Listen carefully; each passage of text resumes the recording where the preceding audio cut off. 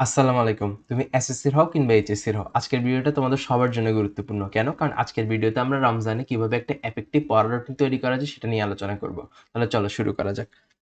প্রথমত আমাদের যে মাইন্ডসেটটা রাখতে হবে, আমাদের এই রমজানে আমরা দুর্বল হয়ে যাচ্ছি, পারতেছি না, পড়তে পারতেছি না, এমন চিন্তা করা যাবে না। কারণ তোমরা সবাই জানো আজকে হচ্ছে ১৭ই রমাদান। আর ১৭ই রমজান একটা ঐতিহাসিক ঘটনা ঘটছিল। ওইটা হচ্ছে কি, আজকের এই দিনটাতে বদর যুদ্ধ সংঘটিত হয়েছিল। এখন এই বদর যুদ্ধে কি হয়েছিল? তোমরা সবাই জানো আমরা ১,০০০ জন কাফেরের বিপরীতে আমরা ছিলাম মাত্র ৩১৩ জন। আমাদের হযরত মুহাম্মদ সাল্লাল্লাহু আলাইহি ওয়াসাল্লাম ৩১৩ জন সৈনিক নিয়ে এই রমজান মাসে এই কঠোর গরমের মধ্যে ওরা যুদ্ধ করছে ১,০০০ জনের বিপরীতে, এবং ওই যুদ্ধটার মধ্যে শুধু করেই নাই, ইভেনচুয়ালি এই যুদ্ধটা আমরা খুব ভালোভাবে জিতে গেছি একদম। ঠিক আছে? একচেটিয়া জিতে গেছি। তাইলে আমাদের এই মাইন্ডসেটটা রাখা যাবে না যে এই রোজার মাসে আমি পড়তে পারতেছি না, আমি ক্লান্ত হয়ে যাচ্ছি, হ্যাঁ আমি পারবো না, এমন চিন্তা করা যাবে না। রোজার মাসে তুমি আসলে পারবে। কেন পারবে? কারণ হচ্ছে যে তোমার ধর্মই বলে যে তুমি কোন ধর্ম থেকে বিলং করো। তুমি বীরের ধর্ম থেকে বিলং করো। তুমি এমন মানুষের ধর্ম থেকে বিলং করো যারা হচ্ছে রোজা রেখে ৩১৩ জন মাত্র ১,০০০ জনের বিপরীতে যুদ্ধ করছে। তার মানে তুমি অবশ্যই পারবে। ঠিক আছে? এবং এই রোজার মাসে তুমি হচ্ছে যে একটু নিজের এবং আল্লাহর সাথে যে সম্পর্কটা আছে এটা একটু ভালো করার চেষ্টা করবে, এবং হচ্ছে কোরআনটাকে একটু ভালোভাবে পড়ার চেষ্টা করবে। এবং সাদাকা, আমরা জানি শেষ যে দশকটা আছে ওই শেষ দশকের মধ্যে আমরা বেশি বেশি সাদাকা করব। জিকির করতে পারো, দোয়া, তারাবি, এগুলো তো তোমরা তোমাদের প্রতিদিনের কাজের মধ্যে রাখবেই। চলো তাহলে আমরা এখন কে কিভাবে পড়বে সেটার রুটিনটার অ্যানালাইসিসে চলে যাই। ফার্স্ট অফ অল এখানে আমরা ২ ভাগে ভাগ করে ফেলছি। একটা হচ্ছে যে যারা রাত জাগা পাবলিক, যারা হচ্ছে যে রাত জেগে জেগে পড়ালেখা করবে। আরেকটা হচ্ছে যে যারা রাত জাগবে না, যারা দিনে পড়ালেখা করবে। প্রথমে আমরা কথা বলছি যারা রাত জাগবে। তার মানে হচ্ছে যারা পুরো রাতটা জেগে পড়বে, একদম সেহরির আগ পর্যন্ত জেগে জেগে পড়বে। তাহলে এই পাবলিকদের কি হবে? তোমরা হচ্ছে তারাবি থেকে যখন চলে আসবে, যার যার এলাকায় 10:30 11টার মধ্যে তারাবি শেষ হয়ে যাবে। তাহলে এখন তোমরা 11টা বাজে পড়তে বসে যাবে। 11টা বাজে যদি তুমি পড়তে বসে যাও, 11টা থেকে 4টা পর্যন্ত একটা ভালো পড়ার টাইম তুমি পাবে। এই টাইমটাতে তুমি একদম নিরবিচ্ছিন্নভাবে পড়তে পারবে এবং হার্ড সাবজেক্টগুলো পড়ার চেষ্টা করবে। হার্ড, তুমি ধরো ম্যাথমেটিক্স পড়তে পারো, তুমি হচ্ছে ফিজিক্স পড়তে পারো, তোমার যেটা মন চায় তুমি সেইটা হার্ড সাবজেক্টটা এখানে এই টাইমটাতে পড়ার চেষ্টা করবে। যেহেতু তোমার পেটে খাবার আছে, তুমি হচ্ছে যে যা ইচ্ছা তা খাইতে পারতেছো, তাহলে মানে নর্মাল দিনের মতো তুমি এই টাইমটার মধ্যে সবচেয়ে ডেডিকেটেডভাবে পড়ালেখা করবে।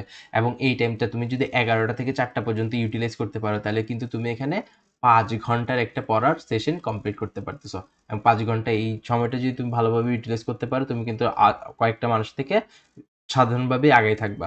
তারপরে তুমি হচ্ছে যে ৪টা বাজে উঠে যাবে। ৪টা বাজে উঠে তুমি হচ্ছে যে আ সেহরি করে সুন্দর মতো ৬টার দিকে তুমি চাইলে ঘুমায় যেতে পারো। ৬টার দিকে তুমি চাইলে ঘুমায় যেতে পারো, এবং ৬টা থেকে ১২টা পর্যন্ত তুমি একটা সুন্দর ঘুম দিবা। এই টাইমটার মধ্যে তুমি একটা সুন্দর ঘুম দিবা। আর এখানে কিন্তু ৬ ঘন্টার ঘুম হচ্ছে। তাহলে এই ৬ ঘন্টার ঘুম, যেটা মোর দ্যান এনাফ তোমার জন্য। তারপরে ২টা থেকে ৫টা। এখন তুমি ঘুম থেকে উঠছো, উঠে একটু ফ্রেশ-ট্রেশ হয়ে জোহরের নামাজ পড়বে, একটু জিকির আজগার করবে, তারপরে প্রায় ২টা বেজে যাবে। ২টা থেকে ৫টা পর্যন্ত তুমি কি করবে? এই যে এখানে যে ৩ ঘন্টা সময় আছে, এই ৩ ঘন্টা তুমি চাইলে ঘুম থেকে উঠছো একটু আগেই। আর তো ঘুম আসবে না। তার মানে এখন তুমি এই টাইমটা পড়ার জন্য ডেডিকেটেড রাখবে। এবং এই টাইমটাই তুমি হচ্ছে যে সফট সাবজেক্টগুলো পড়তে পারো। ঠিক আছে? ৫টা পর্যন্ত দিলাম, তার ৫টা পর্যন্ত এখানে কিন্তু তোমার আসরের নামাজও পড়তে হবে। এবং আসরের নামাজটা পড়বে, তার সাথে সাথে এই জায়গায় তুমি সফট সাবজেক্টগুলো পড়তে পারবে, যেগুলো তোমার পড়ার জন্য একটু কম এফোর্ট দিতে হবে। এই সাবজেক্টগুলো তুমি এই টাইমটাতে পড়তে পারো। তার পরবর্তীতে তুমি হচ্ছে ইফতার করবে। ইফতার করার পর একটু রেস্ট নিবে। তো ইফতার করার পর একটু রেস্ট নিতে তোমার ৭টা থেকে ৮টা বেজে যাবে। এখন যারা হচ্ছে যে এসএসসি ২৬ এবং এইচএসসি ২৭, ওরা চাইলে এই টাইমটাতেও তুমি পড়তে পারো। ৭টা থেকে ৮টা এই টাইমটা তারাবি শুরু হওয়ার আগ পর্যন্ত এই টাইমটায় তুমি পড়তে পারো। তবে তুমি যদি অন্য কোনো ব্যাচের হও, তাহলে আমি প্রেফার করব এই টাইমটাতে পড়ার দরকার নেই, এই টাইমটাতে বিশ্রাম করো। তুমি হচ্ছে বিশ্রাম করলেই এই টাইমটা ইউটিলাইজ হয়ে যাবে। এত বেশি এফোর্ট দিতে হবে না। এই রমজান মাসে এমনি আল্লাহ তাআলা বারাকা থাকে, তুমি এই টাইমটাতে পড়ার দরকার নেই। তুমি না পড়েও এই টাইমটায় ভালো করতে পারবে। তাহলে এই ৭টা থেকে ৮টা এই টাইমটায় তুমি বিশ্রাম নিতে পারো। তবে যারা হচ্ছে যে এসএসসি কিংবা এইচএসসি আছো, তোমরা হচ্ছে এই টাইমটাও চাইলে পড়তে পারো। এবার আসি যারা হচ্ছে যে দিনে জেগে জেগে পড়ালেখা করবে। মানে হচ্ছে যে তারা রাত জাগবে না, রাতে ঘুমাবে তারা, এবং দিনে ওরা জাগবে। তাহলে দিনে যদি ওরা জাগে, তাহলে ওরা কি করবে? ওরা তারাবি পড়ে এসে ১১টা থেকে ৪টা এই টাইমটাতে ওরা একটা ঘুম দিবে। একদম দারুণ একটা ঘুম দিবে। এবং কয় ঘন্টার ঘুম হবে এটা? ৫ ঘন্টার একটা দারুণ ঘুম হবে। এবং ৫ ঘন্টার একটা ঘুম দিয়ে ৪টা বাজে উঠবে। ৪টা বাজে উঠতে সেহরি করে সুন্দর মতো ৬টা থেকে পড়া শুরু করবে, এবং ফুল ফ্রেশ ভাবে ও পড়া শুরু করবে। এবং ৬টা থেকে ১২টা একদম টানা পড়াশোনা করবে ও। টানা পড়াশোনা। এই যে এখানে যে ও ৬ ঘন্টা পড়তে পারবে, এবং এই ৬ ঘন্টা ও যদি ভালোভাবে পড়তে পারে, ও সাধারণভাবে সবার থেকে আগে যাবে। এখন এখন তারপরে হচ্ছে যে 6টা থেকে 12টা বাজে যখন ওর পড়া শেষ হবে, 6 ঘন্টার একটা সেশন শেষে ও কি করবে? জোহরের নামাজ পড়বে এবং একটু ফ্রেশ হবে, জোহরের নামাজ পড়বে। জোহরের নামাজ পড়ার পরে এই যে 2টা থেকে 5টা এই টাইমটাতে ও চাইলে একটু ঘুম দিতে পারে এবং হচ্ছে যে ঘুম বা হালকা পড়াশোনাও করতে পারে। ঠিক আছে? হালকা পড়াশোনাও করতে পারে। যদি পড়াশোনা কেউ না করতে পারো, এই টাইমটায় ঘুম দিলেও প্রেফারেবল, কোনো সমস্যা নেই। তারপরে হচ্ছে তুমি সুন্দর মতো 5টার পরে তুমি তো ইফতার তৈরির কাজে লেগে যাবা। ছেলে হও মেয়ে হও সবাই একটু বাসার মধ্যে ইফতার তৈরির কাজটা করবা এবং হচ্ছে যে 5টা বাজে থেকে তুমি ইফতার তৈরির কাজটা ধীরে ধীরে শুরু করে দিলে। তোমরা তারপরে ইফতারটা সুন্দর মতো সারার পরে এই যে 7টা থেকে 8টা এই টাইমটায় তুমি চাইলে পড়াশোনাও করতে পারো বা তুমি চাইলে বিশ্রামও করতে পারো। যে কোনো একটা করতে পারো তুমি, পড়াশোনা বা বিশ্রাম। এখন হচ্ছে যে যাদের কোনো পরীক্ষা নেই সামনে, তারা চাইলে এই টাইমটায় বিশ্রাম করাই প্রেফারেবল। তবে যারা হচ্ছে যে ওই যে এসএসসি বা এইচএসসি আসো, তোমরা এই টাইমটায় পড়াশোনা করলে তোমাদের জন্য বেটার হবে। তাহলে এখন যারা রাতে জাগবে এবং যারা দিনে জাগবে এবং তোমরা কিভাবে তোমাদের দিনটা ইউটিলাইজ করবে এই জিনিসটা ভাইয়া বলে দিছি। এখন আরেকটা কথা বলি ভাইয়া, একটা তোমাকে কম্বাইন একটা মানে স্পেশাল রুটিনের কথা বলি, যে রুটিনটা তুমি যদি ফলো করো তাহলে তুমি হচ্ছে যে খুব ভালোভাবে তোমার রমাদানটা একদম ভালো বেস্ট আউটপুটটা নিয়ে আসতে পারবে। যে রুটিনটা একদম টপ সিক্রেট একটা রুটিন। চলো এটা নিয়ে আমরা একটু আলোচনা করি। তুমি হচ্ছে যে ভাইয়া তুমি রাতও জাগবে না, তুমি সকালেও বেশি পড়বে না, তুমি দুইটাকে কম্বাইন করার একটা নতুন কিছু সৃষ্টি করার চেষ্টা করবে। তাহলে ওইটা কেমন হবে? ধরো তুমি হচ্ছে যে 11টা বাজে তোমার তারাবি শেষ, তারাবি থেকে 11টা বাজে তুমি চলে আসতো এবং 11টা থেকে তুমি 3টা 30 পর্যন্ত, এই যে এই টাইমটা 11টা থেকে 3টা 30, এখানে কিন্তু তোমার 4.5 ঘন্টা হচ্ছে। এই 4.5 ঘন্টা, এই 4.5 ঘন্টা তুমি দিবে একটা ঘুম।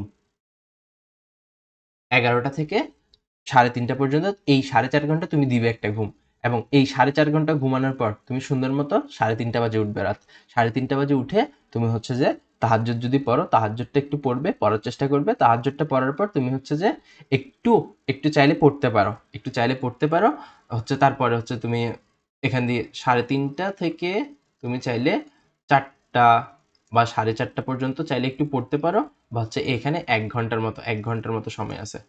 1 ঘন্টা তুমি চাইলে একটু পড়তে পারো। তারপর হচ্ছে তুমি হচ্ছে সেহরি খেয়ে ফেললা এবং সেহরি খেয়ে তুমি সুন্দর মতো সাথে সাথে তো তুমি ঘুমায় উঠছো, এখন তোমার মাইন্ডটা একদম ফ্রেশ। তুমি সকালবেলা একদম পড়া শুরু করে দিবে, একদম পড়া শুরু করে দিবে। সে টু সে তুমি হচ্ছে যে 5:30 থেকে পড়া শুরু করলে, তুমি 5:30 থেকে পড়া শুরু করলে এবং পড়াটা তুমি শেষ করবে হচ্ছে যে 10টা 10:30 এরকম পর্যন্ত, মানে তুমি যতক্ষণ টেনে নিয়ে যেতে পারো, তোমার শরীরের উপর তুমি যতক্ষণ টেনে নিয়ে যেতে পারো ততক্ষণ পর্যন্ত তুমি পড়লে। সে টু সে তুমি যদি 11টা 11:30 পর্যন্ত পড়তে পারো, তাহলে হচ্ছে তোমার এখানে একটা লম্বা টাইম হয়ে গেছে। কতক্ষণ টাইম হচ্ছে? 5:30 থেকে তোমার হচ্ছে 11:30, প্রায় এখানে 6 ঘন্টার টাইম। তাহলে এখানে যে 6 ঘন্টা আর এখানে যে 1 ঘন্টা, এই দুইটা যখন যোগ হবে তখন কিন্তু তোমার 7 ঘন্টা প্লাস পড়ার টাইম হয়ে গেছে। তারপরে হচ্ছে তুমি এখন 11:30টার দিকে তোমার একটু যদি ঘুম চলে আসে বা একটু খারাপ লাগে, তখন তুমি হচ্ছে যে একটু ঘুমাই নিতে পারো। তুমি এই যে 11:30 থেকে 11:30 এই টাইমটা থেকে তুমি 12:30 বা 1টা পর্যন্ত একটু ঘুমাইতে পারো। একটা একটা একটা ন্যাপ নিয়ে ফেললে, 1.5 ঘন্টার বেশি ঘুমানো যাবে না।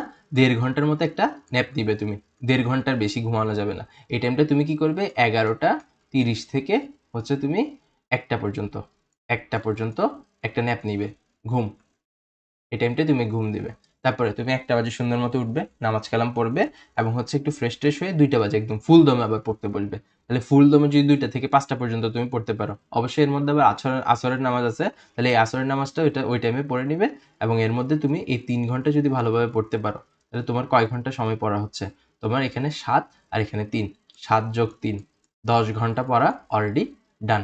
10 ঘন্টা তুমি কিন্তু পড়ে ফেলতে পারতেছো এবং 5টা বাজে তুমি ইফতার করে যদি একটু রেস্ট নিতে হয়, অবশ্যই ততক্ষণে তোমার একটু উইক লাগবে, তুমি দুর্বল হয়ে যাবে। তারপরে তুমি একটু রেস্ট নিবে এবং হচ্ছে যে তুমি যদি 7টা থেকে 8টা পর্যন্ত চাইলে এই টাইমটাও কাজে লাগাইতে পারো। তো আমি বলবো এই টাইমটা প্রেফারেবল তুমি বিশ্রাম করো, কারণ তারাবি পড়তে যেতে হবে আবার, তার জন্য তোমার এই টাইমটা ক্লান্ত লাগতে পারে। তুমি বিশ্রাম করতে পারো। আবার তোমার যদি এসএসসি বা এইচএসসি হও, তুমি এসএসসি ব্যাচ বা এইচএসসি ব্যাচ হও, তখন তুমি চাইলে এই টাইমটায়ও পড়াশোনা করতে পারো। ঠিক আছে? তাহলে এই 1 ঘন্টা যদি তুমি পড়ে ফেলো, তুমি দিনে প্রায় 11 ঘন্টা পড়তে পারতেছো। তাহলে এই 11 ঘন্টা একটা হিউজ টাইম এবং এই রুটিনটা তুমি যদি ফলো করো, তোমার রাতেও বেশি জাগতে হবে না, তোমার সকালেও বেশি হ্যাসেল হয়ে যাবে না। তুমি একদম তোমার মানে লাইফস্টাইল ভালো রেখে তোমার পড়ালেখাটা সবচেয়ে এফেক্টিভ ভাবে করতে পারবে। আশা করি এই রমজানটা তোমার একদম ভালো কাটবে। Best of luck.